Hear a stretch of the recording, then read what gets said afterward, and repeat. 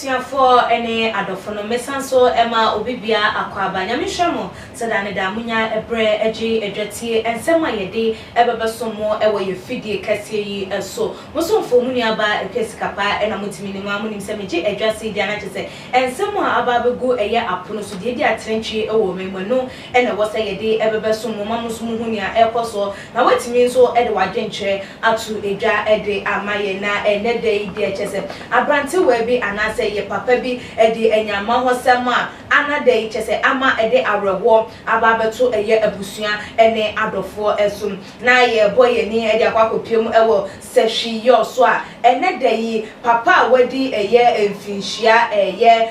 duonu eduanan enum eye 45 years anidin ede afikwasi waku wono ankasa ni chochomucho ne yire ya chese wone neti a wone no ewo eye eba ni nyina eye se na chese eye maami cover up anase wo si papa no kwan ewo asotwe wo pese wo de twen eye ne bucket a na osuma no a wanko no eho na ebusuafo ye momonra eye ensem no emu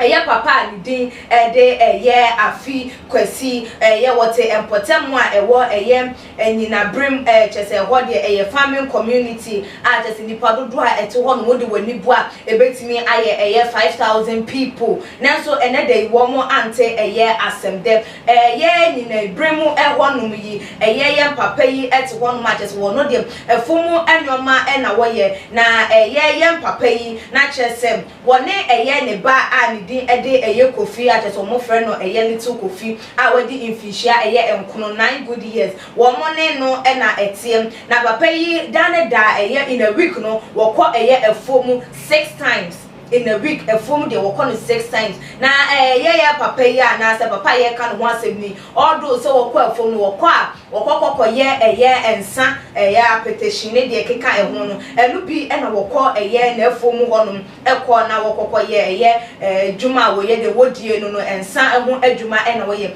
na dako na wo kɔ eye efomu na wo frɛ eye ne bakofi esem wombra na chese wono ene no kɔ eye efomu honom na wo kɔ bo no na wo nso enfama no wontimi nya den enye eye nensa wo ye no wo eye efomu honom no emfa enye den ema no na wo mboa no se do mbe ya wo betimi aba eye efie eye ntem na no na akwada no ebu na so egu ni papa fra wo frɛ no no eso ete ne ho egu monten a chese wo kɔ ekɔkɔ bɔ wo ni mu kwada no bɔ de eye ade a chese wo mo ani eje ehu eye pam na eno na chese papa yi akɔ efuomu aba a chese ne buafu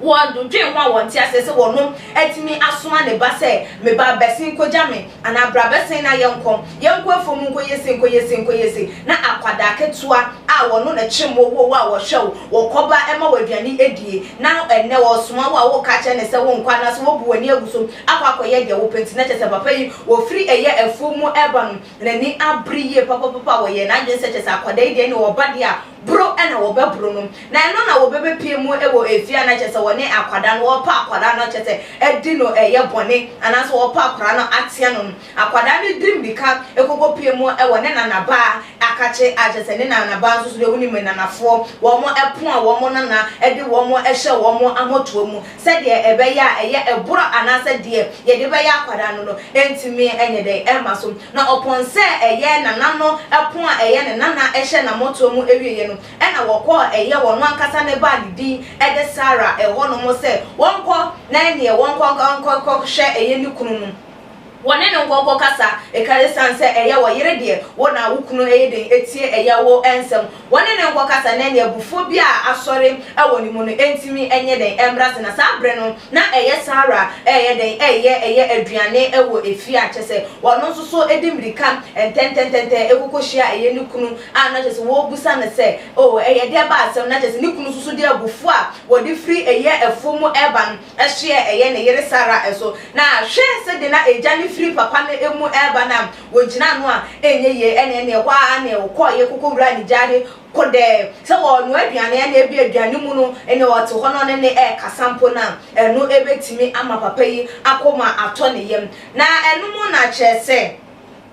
yemi nua ba yi si wote ho no ma na say wo ho no mo ane ne wo hunu say enoma bi ni na mechi na wonda ne a ne kunu eye afikwasi na chese etuo ekuta no etu ajasa ya no wota edekọ eye efomu ekuta na ne wa lodi eye auto aboba ede agumu enwa na ne maami ya mo hye no a wo ye na agensi wo dwane na wo dwane ya no enetuo mienu ekasa ye efa na chi eye ni nompemu chese ne spinal cord mu a enede ama eye abaya Sarah wato eye nananom ewo eye ense edom na eye eyewitness a wo hu eye ensem no na edi enchiremu etu eja eye blessing wono na ebenarity ensem no ede che eye Kesben FM Alibaba efa ekwan a eye afikwasi ekokobura eye ne demo ebebetwi etuo edukun eye wono ankasam ne yira wone ne tie all because of say na eye maame no baba besi no kwan na so oba aba ba chiche ne wrem de afa eye akwada no ani amonwo a wodi ye eso a enoti no akwa wie yi a akwa wie eye Sarah wuo emu na sesi am no kasa de papa yi wono so so wape de baby de afa said ye ese na efata sanse mo amunim sem wo bi di bone a enya de se wotena ne to eso ewo ehono mo a chese wono so so no wodi miti adomu a aposifo enso so ani ewo eye ensem no eche na abaya Sarah waja